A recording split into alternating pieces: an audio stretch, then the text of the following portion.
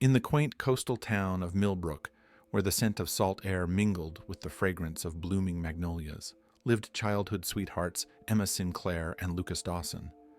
Their love story was the stuff of local legend, a tale that seemed destined for a happily ever after.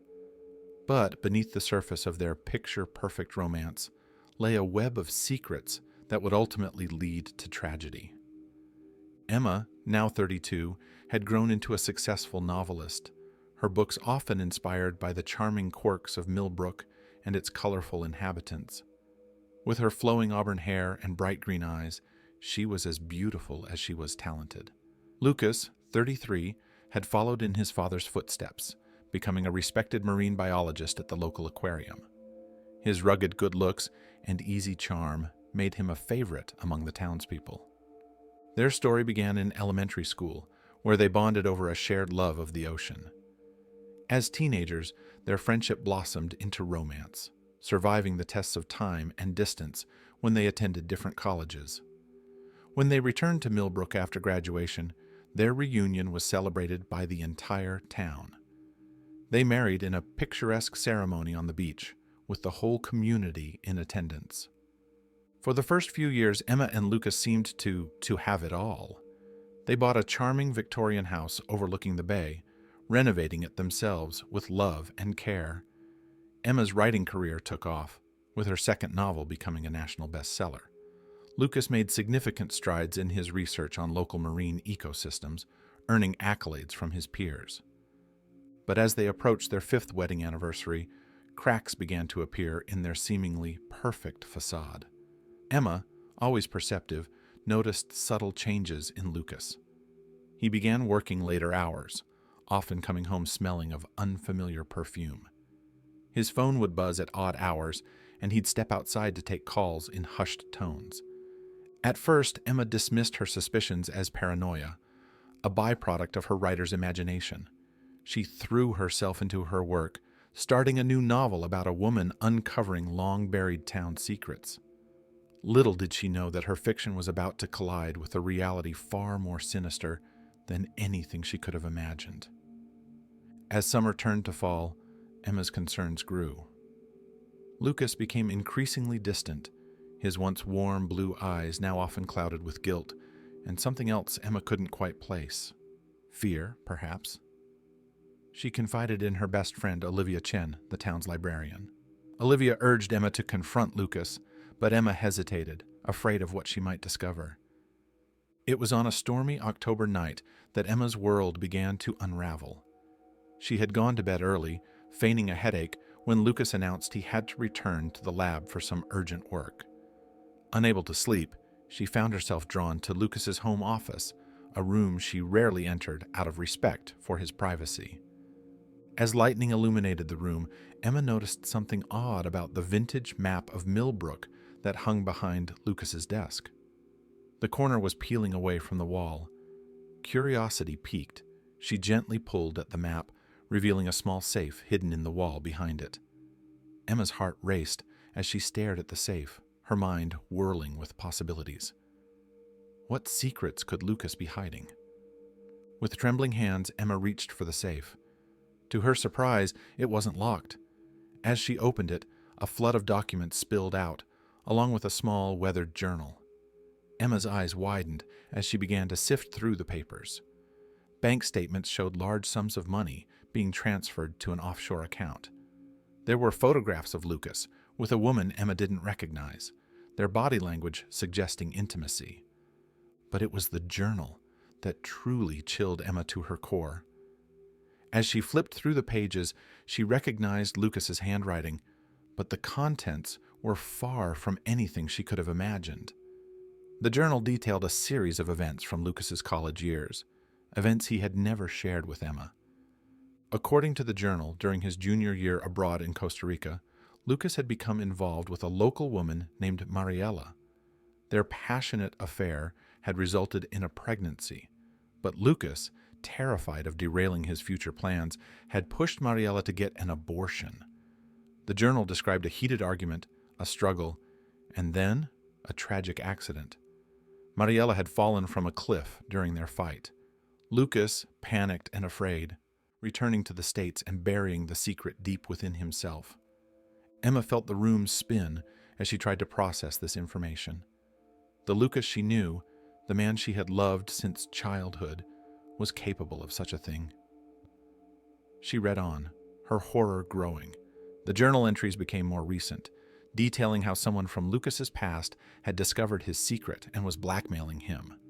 The offshore accounts, the late-night phone calls, it all suddenly made sense. As Emma sat there, surrounded by the physical evidence of her husband's darkest secrets, she heard the front door open. Lucas was home early. In a panic, she shoved the documents and journal back into the safe, her mind racing. How could she face him now, knowing what she knew? Lucas called out her name, his footsteps echoing on the stairs. Emma quickly closed the safe and replaced the map, her heart pounding so loudly she was sure Lucas would hear it. She barely made it out of the office and into the hallway before Lucas appeared at the top of the stairs. "Emma, what are you doing up? I thought you had a headache," Lucas said, his voice tinged with suspicion. Emma forced a smile, hoping the dim light would hide the turmoil in her eyes. "I was just getting some water," she lied, her voice surprisingly steady. "How was work?" Lucas studied her for a moment, then seemed to relax. "Exhausting," he sighed. "I'm going to take a shower." As Lucas disappeared into their bedroom, Emma leaned against the wall, her legs weak. She knew she couldn't confront him directly. Not yet. She needed time to think, to plan her next move. Over the next few days, Emma found herself living a double life. On the surface, she maintained the facade of their perfect marriage, all while secretly investigating Lucas's past. She reached out to old college friends, discreetly asking about Lucas's time abroad. Most remembered little, but one friend, Jake, hesitated before mentioning that Lucas had returned from Costa Rica, changed, more withdrawn. Emma also began to pay closer attention to Lucas's current activities. She noticed him making frequent trips to a secluded cove just outside of town, always alone. One afternoon, while Lucas was at work, Emma drove to the cove herself. Hidden among the rocks, she found a small storage unit. Her writer's imagination went into overdrive, conjuring up scenarios of what might be hidden inside. As weeks passed, the strain of keeping her knowledge secret began to take its toll on Emma. She lost weight, struggled to sleep, and found it increasingly difficult to write. Lucas, caught up in his own secrets, seemed oblivious to her distress. It was Olivia who finally confronted Emma, cornering her in the library one quiet afternoon. "Emma, what's going on?" she demanded, her dark eyes filled with concern. "You look like you're falling apart." Unable to bear the weight of her secret any longer, Emma broke down. Through tears, she told Olivia everything. The hidden safe, the journal, the mysterious cove. Olivia listened in stunned silence, her face growing pale. "Emma," Olivia said slowly, "you need to go to the police. This is bigger than you can handle alone." But Emma shook her head vehemently. "I can't," she whispered. "Not yet. I need to know the whole truth first." As Emma left the library, she didn't notice the troubled look on Olivia's face, or the way her friend's hand hovered over the phone, as if debating whether to make a call that could change everything. The following week, Emma's opportunity to uncover the truth finally presented itself. Lucas announced he had to attend a 3-day marine biology conference in Seattle. As soon as his car disappeared down the street, Emma sprang into action. She drove to the secluded cove, her heart racing as she approached the storage unit she had discovered earlier. The lock on the unit proved to be no match for Emma's determination. Inside, she found a treasure trove of information that made her blood run cold. There were more detailed accounts of the incident in Costa Rica, including newspaper clippings about Mariella's disappearance. But what truly shocked Emma were the recent photographs and documents. They showed that Mariella hadn't died that day on the cliff. She had survived, given birth to Lucas's child, and was now blackmailing him for money and threatening to expose his past. As Emma pieced together the full story, she realized the woman in the photos with Lucas wasn't a lover, but Mariella herself. Lucas had been meeting her in secret, trying to keep her quiet and away from their life in Millbrook. The offshore accounts were filled with money he had been funneling to Mariella and their now teenage son. Overwhelmed by the weight of these revelations, Emma didn't hear the approaching footsteps until it was too late. A hand gripped her shoulder, spinning her around.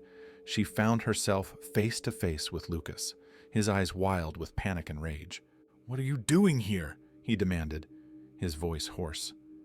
Emma stumbled back, her mind racing. "Lucas, I know everything. About Mariella, about your son. Why didn't you tell me?" Lucas's face contorted with a mix of emotions. Fear, anger, and something darker. "You don't understand," he growled. "I've worked too hard, sacrificed too much. I can't let this destroy everything we've built."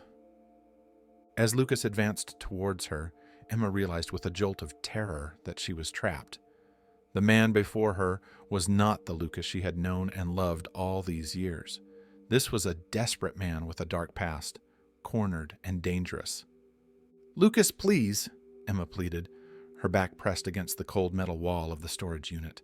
"We can figure this out together. It's not too late to make things right." But Lucas wasn't listening. His eyes darted around the unit, landing on a heavy wrench lying on a nearby shelf. Emma saw the change in his expression, the moment when desperation overtook reason.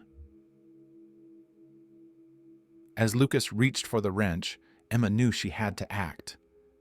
In a burst of adrenaline, she ducked under Lucas's arm and sprinted out of the storage unit. She could hear him behind her, his footsteps pounding on the rocky ground.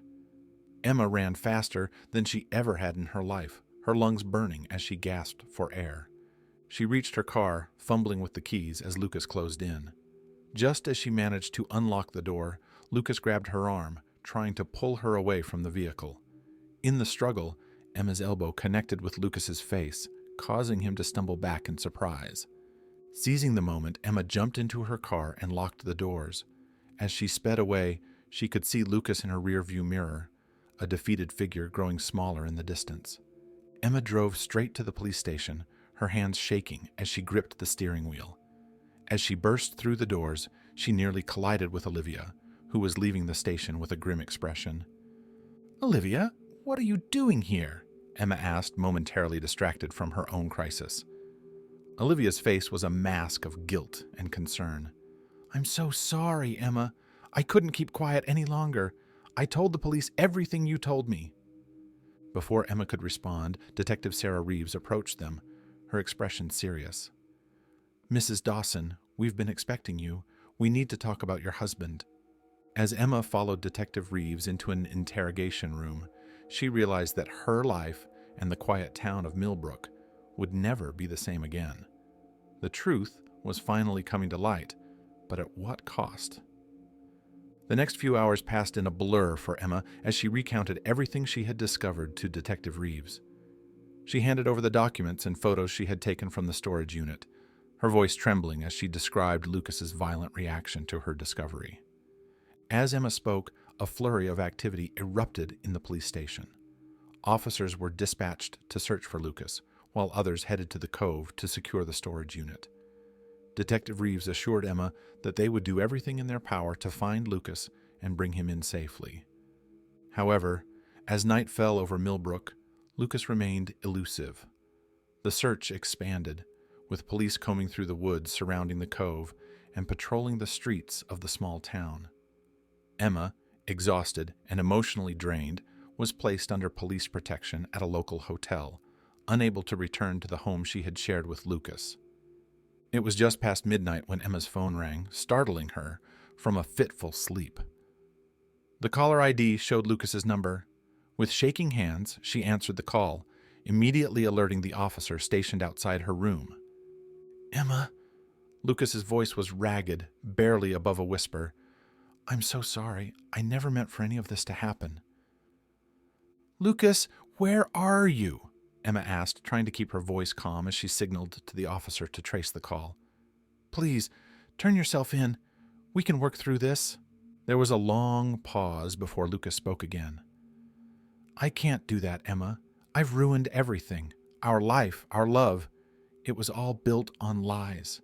I don't deserve a second chance. Emma's heart raced as she realized the implications of Lucas's words. Lucas, listen to me. Whatever you're thinking of doing, don't. It's not too late to make things right. I love you, Emma. I always have. Please, forgive me, Lucas said, his voice breaking. Then the line went dead. Panic seized Emma as she relayed the conversation to the police. The search intensified, focusing on areas where Lucas might go to harm himself. As dawn broke over Millbrook, a grim discovery was made. Lucas's car was found abandoned at the edge of Lighthouse Cliff, a treacherous outcropping overlooking the ocean. A search of the area revealed footprints leading to the cliff's edge, but no sign of Lucas. As the Coast Guard combed the churning waters below, Emma stood on the cliff, wrapped in a blanket, her eyes scanning the horizon. The irony wasn't lost on her. Another cliff, another life potentially lost. Days turned into weeks, but Lucas's body was never found. The investigation continued, reaching out to authorities in Costa Rica to uncover the full truth about Mariela and her son.